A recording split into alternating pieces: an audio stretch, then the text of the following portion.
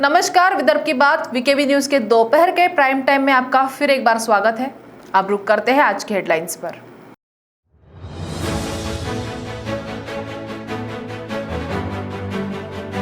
दो गुटों के बीच हुआ विवाद में हुई युवक की हत्या। नंदनवन पुलिस ने हत्या के 5 संदिग्ध आरोपियों को किया गिरफ्तार।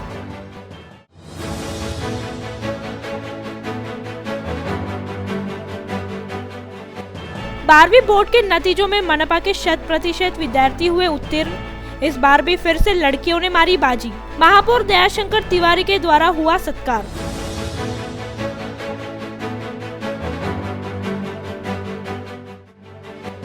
और मराठवाड़ा विद्यापीठ के नामांतरण के लिए शहीद हुए भीम सैनिकों का किया गया अभिवादन।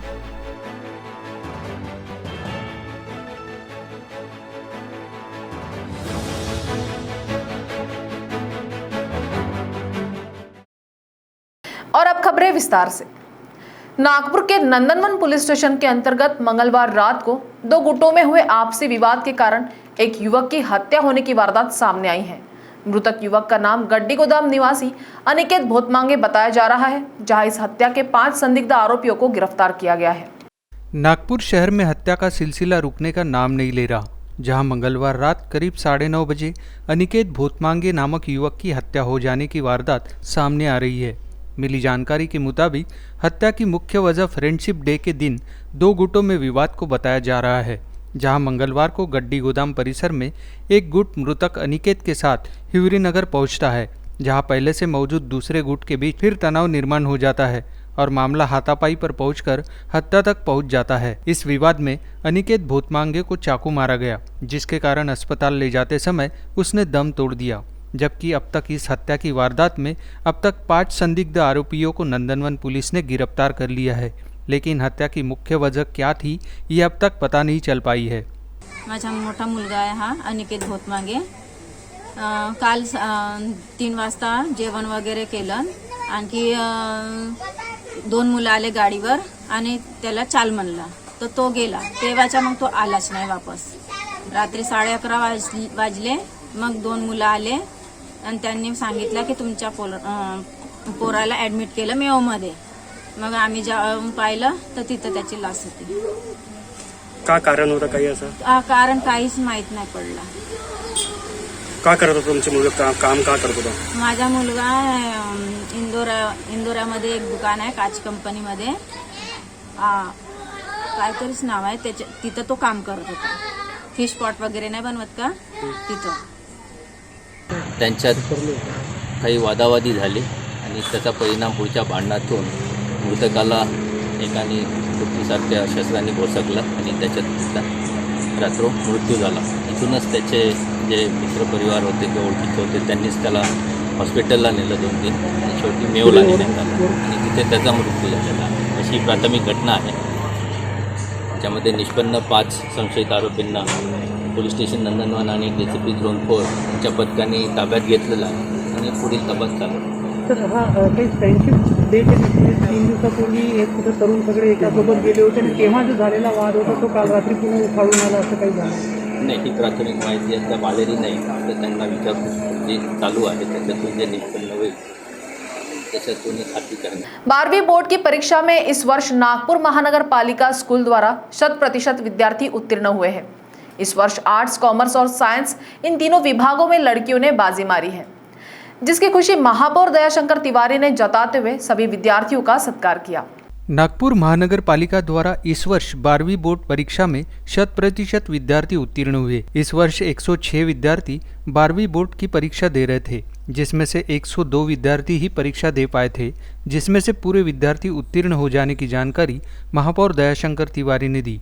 बुधवार को नागपुर महानगर पालिका में 12वीं बोर्ड में उत्तीर्ण हुए विद्यार्थियों की हौसला अफजाई के लिए उनका सत्कार किया गया। इस दौरान महापौर दयाशंकर तिवारी ने साइंस, कॉमर्स, आर्ट्स में इस वर्ष भी लड़कियों ने बाजी मारी, जिसकी खुशी जाहिर करते हुए उनके उज्जवल भविष्य की कामना की। मेरा नाम दर्शनी प्रभाकर सपटकर है। मैं मनपा डॉक्टर बाबा साहेब अम्बेडकर कॉलेज की छात्रा हूँ। मुझे HSC 2021 एग्जामिनेशन में 91.83% मिले हैं। इसका पूरा क्रेडिट मैं अपने पेरेंट्स, अपने टीचर्स और अपनी प्रिंसिपल मैम को देना चाहती हूँ। उन्हीं की सपोर्ट और स्ट्रेंथ और मोटिवेशन की वजह से आज मैं यहाँ तक पहुँची हूँ। महाराष्ट्र स्टेट एजुकेशन बोर्ड का कल हायर सेकेंडरी का रिजल्ट आया और हम सभी के लिए अत्यंत खुशी की बात है कि इसमें नागपुर महानगर पालिका के हमारे 12वीं के सभी विद्यार्थी जो हैं उन्होंने 100% रिजल्ट दिया। इस वर्ष परीक्षा में 106 विद्यार्थी बैठे थे, जिसमें से 102 विद्यार्थियों ने परीक्षा दी, 4 अनुपस्थित रहे और ये सभी विद्यार्थी अच्छे अंकों के साथ में पास हुए, इसलिए मैं सभी का अभिनंदन करना चाहता हूँ। हमारे विज्ञान शाखा की बेटी ने इसमें सर्वोच्च अंक लिए, 91.86 मार्क लेकर के हमारी अम्बेडकर विद्यालय की बच्ची ने सभी में उच्चांक हासिल किया है। एक विशेष बात रही कि आर्ट फैकल्टी, कॉमर्स फैकल्टी और साइंस फैकल्टी, ये तीनों फैकल्टी में जो पहला, दूसरा, तीसरा क्रमांक प्राप्त किया, ये सारी की सारी बेटियां हैं और सारी बेटियों ने महानगर पालिका का गौरव बढ़ाया। इसलिए विशेष रूप से मैं उनका अभिनंदन करना चाहता हूं और मुझे ऐसा लगता है कि एक पर्व ही शुरू है कि ओलंपिक में भी पदक की यादी में बेटियां ही अग्रक्रम पे है और आज महानगर पालिका में भी उस यादी में बेटियों ने ही अग्रक्रम स्थापित किया है। इन बेटियों से आज हमने निवेदन किया है कि महानगर पालिका ने महापौर कक्ष में विशाल कोठारी जी वहां काउंसिलिंग के लिए बैठते हैं। सोमवार, बुधवार और शुक्रवार 3 दिन 11 बजे से 2 बजे तक बैठते हैं। इसलिए इन बच्चों ने उस सेंटर का लाभ लेकर के अपने जीवन की दिशा आगे तय करनी चाहिए। शिक्षण अधिकारी महोदय को भी हमने आज एक विषय दिया है कि इस सप्ताह में हमारे जितने बच्चे 12वीं पास हुए हैं, इन सभी बच्चों की एक वर्चुअल मीटिंग लेकर के एक काउंसिलर के माध्यम से 12वीं के बाद उन्होंने किस दिशा में अपने कदम बढ़ाने चाहिए, आर्ट वालों ने किस दिशा में जाना चाहिए, कॉमर्स वालों ने किस दिशा में और साइंस वालों ने किस दिशा में जाना चाहिए, इस प्रकार की काउंसलिंग करने के निर्देश दिए हैं। मराठवाड़ा के विद्यापीठ को डॉक्टर बाबा साहेब आम्बेडकर विद्यापीठ का नाम देने की मांग को लेकर जो भीम सैनिक शहीद हुए, उन शहीदों को बुधवार को श्रद्धांजलि दी गई। नागपुर के इंदौरा के समीप 10 नंबर पुलिया चौक पर नामांतर शहीद दिन के उपलक्ष्य में कार्यक्रम का आयोजन किया गया था, जहां बड़ी संख्या में दलित और सामाजिक राजकीय संगठन शहीद स्मारक पर श्रद्धांजलि देने पहुंचे हुए थे। गौरतलब है कि 4 अगस्त 1978 को नागपुर में निकाले गए मोर्चे पर हुई गोलीबारी में 5 भीम सैनिक शहीद हो गए थे, जिसके बाद 6 दिसंबर 1979 को भी उसी मांग के लिए मोर्चा निकाला गया था, जिसमें फिर 4 भीम सैनिक शहीद हो गए थे। जबकि इन सारे बलिदान के चलते 14 जनवरी 1994 को आखिर भीम सैनिकों की मांग मानते हुए मराठवाड़ा विद्यापीठ को डॉक्टर बाबा साहेब आम्बेडकर का नाम दिया गया। इसी की स्मृति में ये शहीद स्मारक बनाया गया है, जहां 4 अगस्त को सालाना शहीद हुए भीम सैनिकों को श्रद्धांजलि दी जाती है।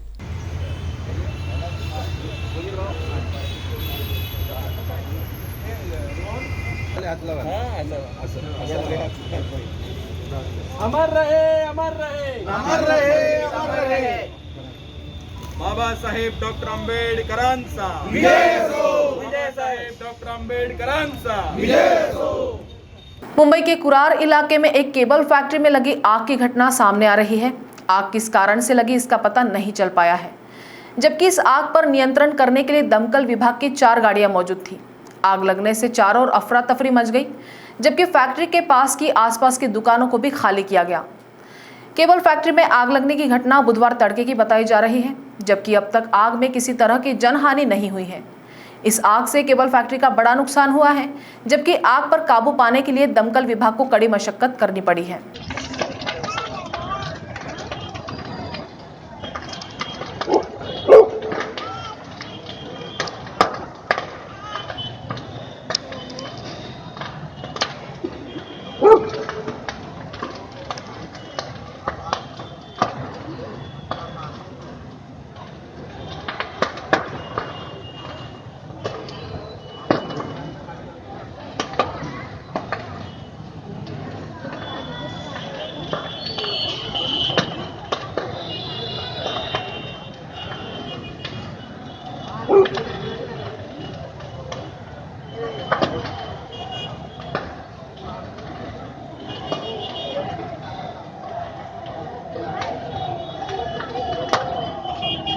आली गाड़ी आली, फायर ब्रिगेड की गाड़ी आली।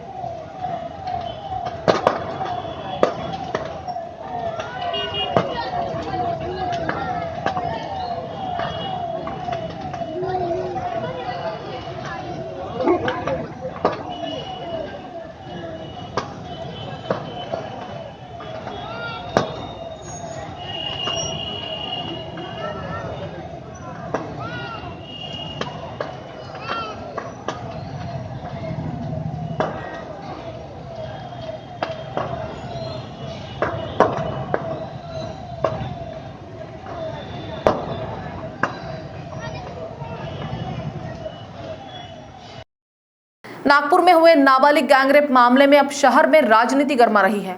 भारतीय जनता पार्टी की प्रदेश महिला मोर्चा की महामंत्री अश्विनी जिचकार द्वारा पत्री परिषद लेकर नागपुर में महिलाओं की सुरक्षा पर सवाल निर्माण करते हुए राज्य सरकार पर सवाल निर्माण कर दिए हैं।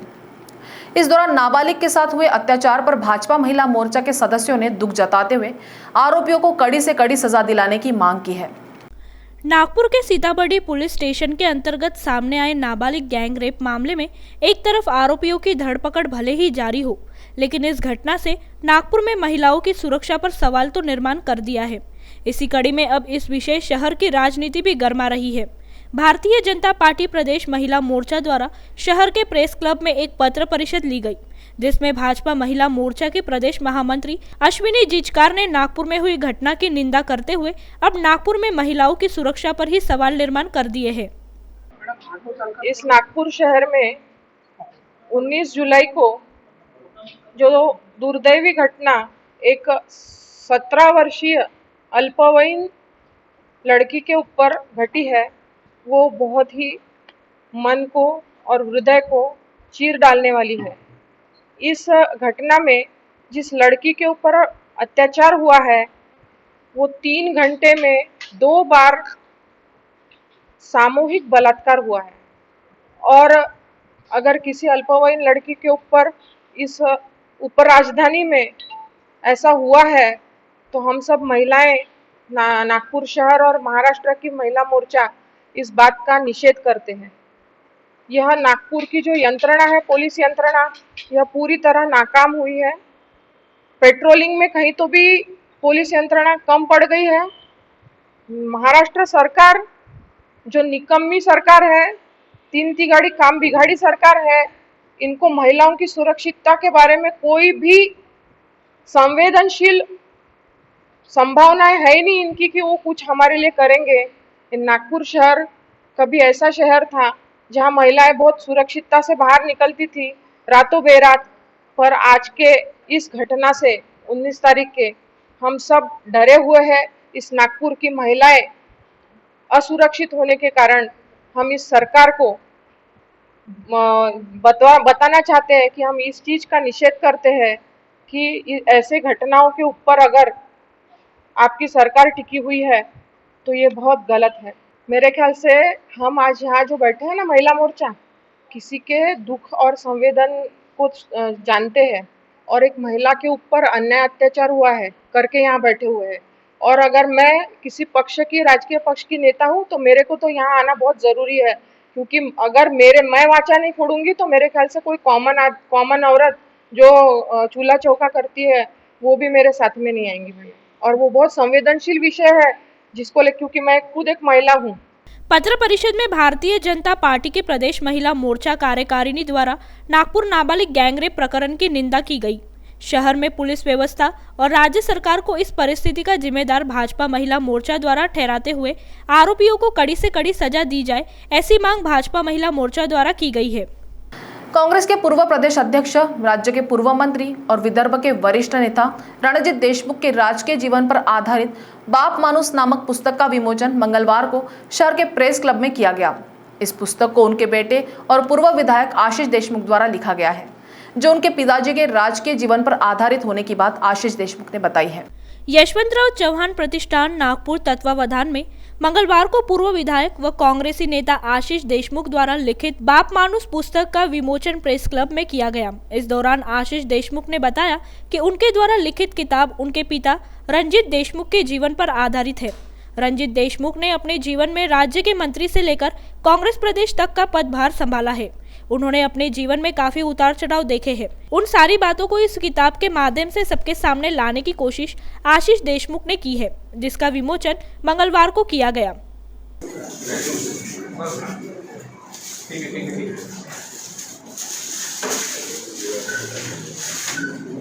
या पुस्तकाचं मान्यवरांच्या हस्ते डिजिटल प्रकाशन होणार आहे।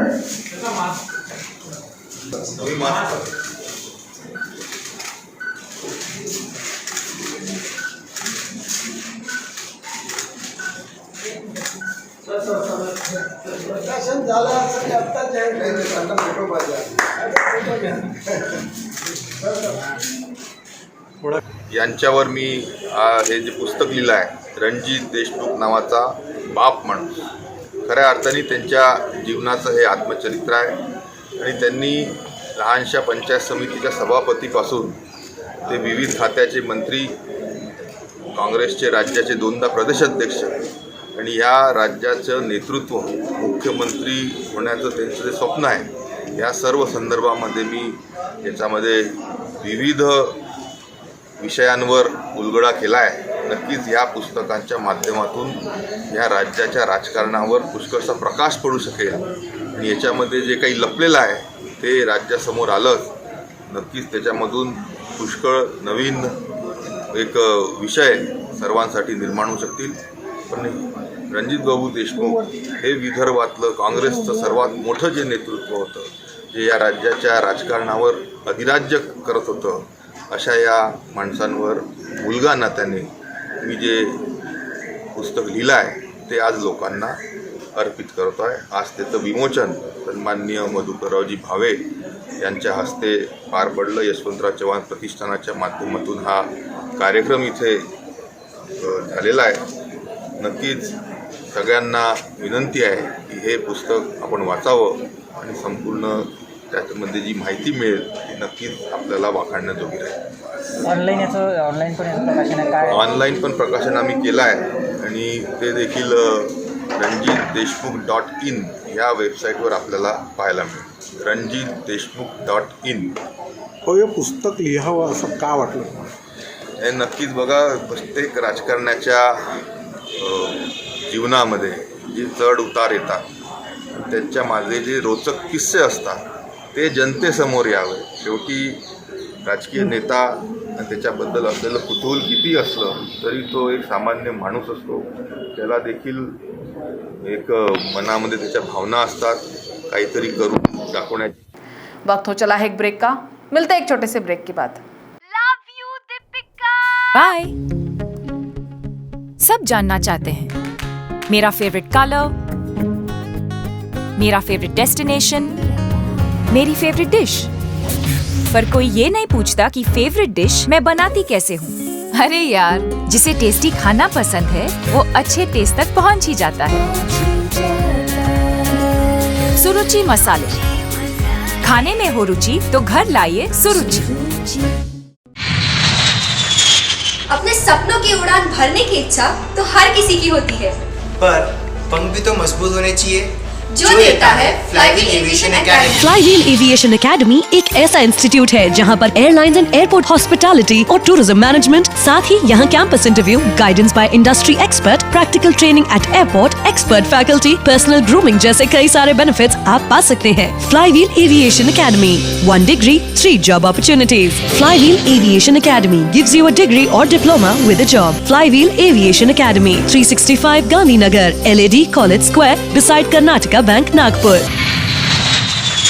तो ब्रेक के बाद आपका स्वागत है. कोरोना के अनलॉक में राहत नहीं देने से त्रस्त नागपुर शहर के व्यापारियों ने लंबी बैठक के बाद तय किया है कि वे अपनी आवाज कोर्ट के समक्ष उठाएंगे. वहीं से व्यापारियों को न्याय मिल सकता है. वोट देकर जिन नेताओं को कुर्सी पर बैठाया उनसे न्याय मिलने की आस खत्म हो गई है.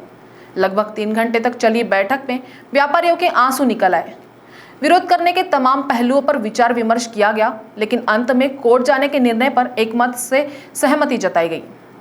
इसके लिए एक कमेटी का गठन किया गया है जो 72 घंटे के अंदर कोर्ट में PIL दाखिल करेगा. प्राप्त जानकारी के अनुसार सरकार जगाओ वाणिज्य बचाओ संघर्ष समिति की बैठक में 20 से ज्यादा व्यापारिक संगठनों के प्रतिनिधि उपस्थित थे.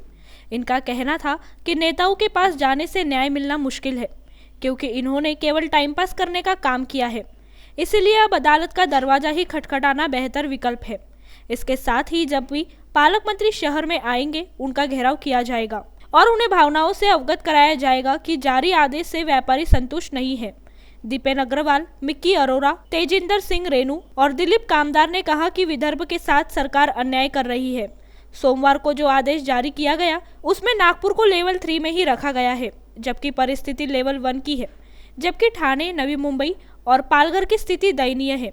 उसके बाद भी वहां पर रेस्टोरेंट, बार और होटलों को रात 10 बजे तक खोलने की अनुमति दी गई है. यह अनुमति वहां के आयुक्तों ने दी है. जबकि अपने यहाँ के आयुक्त और जिला अधिकारी को अधिकार ही नहीं दिए गए हैं। इससे यही लगता है कि राज्य सरकार विदर्भ और नागपुर के लोगों और व्यापारियों के साथ केवल खिलवाड़ कर रही है। सरकार जगाओ वाणिज्य बचाओ संघर्ष समिति के कॉन्स्टिट्यूएंट्स की आज मीटिंग हुई। कॉन्स्टिट्यूएंट्स की बातें सुनने के बाद ये निर्णय लिया गया है कि संघर्ष समिति हाईकोर्ट का दरवाज़ा खटखटाएगी। गार्डियन मिनिस्टर नागपुर के जो है आदरणीय डॉक्टर नितिन राउत जी, उनका घेराव किया जाएगा पूरे स्टेक होल्डर्स के साथ और उनके परिवार के साथ। आज नागपुर में लगभग 0 केसेज है, तो उसके बावजूद भी लेवल 1 लागू नहीं किया जा रहा है जो गवर्नमेंट ने फार्मूला अडॉप्ट किया था। आज जो मोस्ट अफेक्टेड सेक्टर्स है उनकी रोजी रोटी का क्या और ये लोग आगे कैसे सर्वाइव करेंगे। तो मोस्ट अफेक्टेड सेक्टर्स है उनके लिए या तो रिलैक्सेशन, टाइमिंग में छूट और नहीं तो रिलीफ पैकेज का अनाउंसमेंट वो करें। हम लोग व्यापार करते हैं, कोई डकैत और वो तो है नहीं। हम व्यापार कर रहे हैं और we are demanding our right that we have the right to do business. तो समय भले दिया गया हो और शाम से आपका बिजनेस स्टार्ट होता है और 4 बजे के बाद आप लोगों को खुलने की परमिशन तब भी नहीं थी, अब भी नहीं। ये मेरे ग्रैंडसन जो 4 साल का है उसको भी मालूम है कि शाम को ही होटल चलता है। वो बोलते पापा आपका शाम को जब होटल चलता है आप घर आ जाते हैं। अब वो 4 साल के बच्चे को भी मालूम है तो सरकार को भी मालूम होना चाहिए और हर जनता को मालूम है। अब ये कोई नई चीज़ तो है नहीं कि शाम के समय में रेस्टोरेंट चल रहा है या नहीं चल रहा है। अब वो 4 बजे का लॉजिक तो कोई समझ में नहीं आता कि 4 बजे के बाद आप नहीं जा सकते या रेस्टोरेंट में नहीं जा सकते। दूसरा मेरा कहना ऐसा है, जहाँ सब SOP के तहत हम लोग चलाते हैं, सब SOP मेंटेन करते हैं, हाइजीनिक करते हैं, सोशल डिस्टेंसिंग करते हैं, सब कुछ ध्यान रखते हैं, उसमें ये रिस्ट्रिक्शंस क्यों? और जो अनहाइजीनिक अनऑर्गेनाइज सेक्टर्स हैं जो पूरे रास्ते भर में चालू है, चाट काउंटर्स चालू है और स्ट्रीट में चालू है, ढाबे चालू है, जहाँ कोई SOP फॉलो नहीं होता है, वो पूरा बिजनेस रात के 12 बजे तक चल रहा है। जो टैक्स भर रहा है, जो GST भर रहा है, जो प्रॉपर्टी टैक्स भर रहा है, जो इनकम टैक्स भर रहा है, जो एक्साइज फीस लिया है, उसी को रिस्ट्रिक्शन है। जो नहीं कर रहा है, जो इलीगल काम कर रहा है, वो पूरा खुलेआम चालू है। तो ये नीति हमको समझ तो बाहर है। आप लोग जो हाईकोर्ट सट्टेबाजी के शौक में एक युवक ने काम धंधा छोड़कर चोरी करना शुरू कर दिया। पहले एक दुपहिया वाहन चोरी किया, फिर चोरी के वाहन पर सिलेंडर चोरी की वारदातों को अंजाम देने लगा। पुलिस ने चोरी करने वाले युवक वेदनगर नारा निवासी शैलेश रोहिणी प्रसाद मिश्रा को और चोरी का माल बेचने वाले आर्यनगर निवासी गजेंद्र उर्फ गोलू हरि राणा को गिरफ्तार कर लिया है।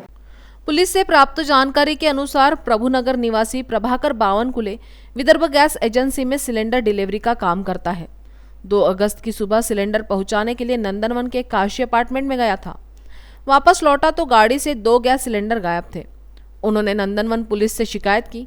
जांच के दौरान पुलिस को पता चला कि इसी तरह की वारदात लकड़गंज थाना क्षेत्र में हुई थी। पुलिस ने शैलेश को गिरफ्तार किया था और वह जमानत पर जेल से रिहा हुआ है। पुलिस ने उसे हिरासत में लेकर पूछताछ की। उसने प्रभाकर की गाड़ी से सिलेंडर चोरी करने की कबूली दी। शैलेश ने बताया कि वह भी पहले गैस एजेंसी में काम करता था। सट्टेबाजी में काफ़ी रकम हार गया था, काम धंधा भी छोड़ दिया था। सट्टा लगाने के लिए उसने चोरी शुरू की। पहले गिट्टी खदान थाना क्षेत्र से एक दुपहिया वाहन चोरी किया। चोरी के वाहन पर सिलेंडर चोरी करने लगा। सिलेंडर के बारे में पूछताछ करने पर उसने बताया कि आर्यनगर में रहने वाला गजेंद्र उसका माल बेचता है। पुलिस ने आरोपियों से 10 सिलेंडर जब्त किए हैं। नागपुर शहर की सड़कें अब गांव की बन गई है। हाल तो गांव से भी बुरा नजर आता है, जब दर्जनों की संख्या में ये मवेशी सड़कों पर विचरण करते हुए नजर आते हैं। इन सब मवेशियों को पकड़ने के लिए मनपा द्वारा गठित टीम आराम कर रही है। मवेशियों को पकड़ने के लिए लगाए गए वाहन संविधान चौक पर ही खड़े रहते हैं। वाहन में कोई कर्मचारी भी नहीं होता, लेकिन मवेशियों की वजह से आए दिन होने वाले हादसों को रोकने के लिए जिम्मेदार अधिकारी अब तक कोई एक्शन प्लान नहीं तैयार कर सके हैं। स्मार्ट सिटी की सड़कों पर इन दिनों मवेशियों का राज है। सिटी के अंदर वाली सड़कों पर यह तस्वीर आम हो गई है। सभी सड़कों पर मवेशी आराम से टहलते हुए मिल जाएंगे। इन मवेशियों के इस तरह मेन सड़कों पर घूमने से कई बार हादसे हुए हैं। मवेशियों के डर के वजह से वाहन चालक अक्सर हादसों का शिकार हो जाते हैं। सड़क पर मवेशियों को बैठा देख वाहन चालक रॉन्ग साइड पर वाहन चलाने पर मजबूर हो चुके हैं। कभी कभी तो मवेशियों के कारण रॉन्ग साइड पर चलते हुए कई हादसे भी हो चुके हैं। ज्यादातर हादसे शाम और रात के वक्त हो रहे हैं। इसके अलावा मवेशी बीच सड़कों पर ही चलते हैं, जिससे हादसे का डर हर वक्त बना रहता है। मेन रोड पर अचानक से मवेशी के सामने आने से वाहनों का संतुलन बिगड़ रहा है, जिसके कारण कभी कभी बड़े हादसे भी हो जाते हैं। मवेशियों को सड़क से हटाने का अब तक कोई ठोस प्लान नहीं बन सका है। आवारा मवेशियों का राज सिटी की सड़कों पर इस कदर हो गया है कि जब मवेशी रोड क्रॉस करते हैं तो वाहन चालकों को उनके जाने का इंतजार करना पड़ता है। पूरे शहर को हिलाकर रख देने वाले गैंगरेप प्रकरण में अब तक पुलिस 4 आरोपियों को गिरफ्तार कर चुकी है। रेलवे स्टेशन पर कार्यरत 2 कुलियों ने भी पीड़ित किशोरी से रेप किया था। मामला प्रकाश में आते ही दोनों फरार हो गए। पुलिस को जानकारी मिली है कि दोनों राजस्थान के रहने वाले हैं। उनकी तलाश में एक टीम राजस्थान रवाना हो गई है। फरार आरोपियों में रामदयाल बाबू गुर्जर और दिनेश किरोड़ी गुर्जर का समावेश है। पकड़े गए आरोपियों से पुलिस कड़ी पूछताछ कर रही है। न्यायालय ने उन्हें 5 अगस्त तक पुलिस हिरासत में रखने के आदेश दिए हैं। ऑटो चालकों ने पीड़िता के साथ गैंगरेप करने के बाद उसे मेयो अस्पताल चौक पर छोड़ा था। वह वापस रेलवे स्टेशन पर लौटी। यहाँ रामदयाल और दिनेश से उसकी मुलाकात हुई। दोनों ने भाप लिया कि लड़की अपने घर से भागकर आई है। मंगलवार के दिन पीड़ित किशोरी को उपचार के बाद अस्पताल से छुट्टी दे दी गई। फिलहाल उसे बाल संरक्षण केंद्र में रखा गया है। मेयो अस्पताल में उपचार के दौरान पीड़िता के हाथ में पिन यानी टाचनी पाई गई थी। सर्जरी के बाद उसके हाथ से 8 पिन निकाल दी गई है। पूछताछ के दौरान पीड़िता ने बताया कि गुस्से में वह अपने हाथ में पिन टोच लेती थी। अपने ऊपर हुए अत्याचार के बारे में सोचकर वह इस कदर परेशान हो जाती थी कि खुद को नुकसान पहुंचाने लगती थी। इसीलिए उसने हाथ में पिन टोची थी। शाम के वक्त अपने परिवार के साथ सुकून के पल बिताने के लिए सिटी के लोग गांधी सागर पहुंचते हैं, लेकिन यहां आते ही उनका स्वागत एनएमसी द्वारा डंक कबाड़ और जब्त किए गए ठेले खोपचे करते हैं। यहां पर लोगों को गंदगी और अव्यवस्थाओं से भी 2-4 होना पड़ता है। बावजूद इसके जिम्मेदार अधिकारियों ने आज तक इसे व्यवस्थित करने का कोई प्लान नहीं बनाया और न ही कबाड़ हटाने की जहमत उठाई। गांधी सागर की पार्किंग के लिए बनाई गई जगह पर एनएमसी का कबाड़ सामान डंप है, जिसमें कचरा उठाने वाले छोटे रिक्शे और ट्रॉली तो है ही, साथ में समय समय पर अतिक्रमण दस्ता जब्त दुकानों का कबाड़ भी यहीं पर डंप कर जाते हैं, जिससे यहाँ आने जाने वालों को नज़ारा कुछ अच्छा नहीं लगता। बल्कि बदहाली देखकर वे भी इसे सुधारने के लिए प्रशासन के आदेशों की ओर तकते हैं। सिटी की सुंदरता बढ़ाने वाला ये गांधी सागर देखरेख और उपेक्षा के कारण आज बदहाल होता जा रहा है। प्रशासन द्वारा इसे दोबारा ठीक करने के लिए किसी तरह की कोई पहल नहीं की जा रही है। उल्टा जिस विभाग पर इसे संवारने और स्वच्छ रखने की जिम्मेदारी है, उनके द्वारा ही यहाँ पर वेस्टेज और कबाड़ और जब्त सामग्री लाकर एकत्रित की जा रही है। इससे यह दिन ब दिन अव्यवस्था फैलती जा रही है। गांधी सागर के उद्यान से लगे हुए द्वार पर ही कबाड़ एकत्रित कर रखा गया है। यह कई महीनों से इसी जगह पर है, आज तक इसे नहीं हटाया गया है। गांधी सागर पर लोग खाऊ गली का आनंद लेने यहाँ एक न एक बार जरूर आते हैं, लेकिन मुख्य द्वार पर कबाड़ को देखकर उन्हें गांधी सागर की बदहाली का भी अंदाजा लग ही जाता है। एसटी महामंडल के कर्मचारियों और अधिकारियों में एक बार फिर आक्रोश पनप रहा है। इस बार 7वें वेतन मांग की मांग को लेकर महामंडल के कर्मचारी लंबी चौड़ी प्लानिंग कर रहे हैं। कर्मचारियों की मांग है कि जिस तरह सभी महामंडल के कर्मचारियों को 7वां वेतनमान दिया जा रहा है, उसी तरह एसटी महामंडल के कर्मचारी और अधिकारियों को भी इसका लाभ मिलना चाहिए। महामंडल कर्मचारियों का कहना है कि राज्य सरकार की तरफ से किसी भी तरह की पहल अब तक नहीं की जा रही है, जिससे नागपुर एसटी महामंडल में काफी आक्रोश पनपते जा रहा है। कर्मचारी अधिकारी यूनियन के साथ मिलकर एक बार फिर बड़े स्तर पर आंदोलन करने की तैयारी कर रहे हैं। यूनियनों के साथ चर्चाओं का दौर शुरू हो चुका है, लेकिन अभी कोई भी यूनियन खुलकर सामने नहीं आ रहा है।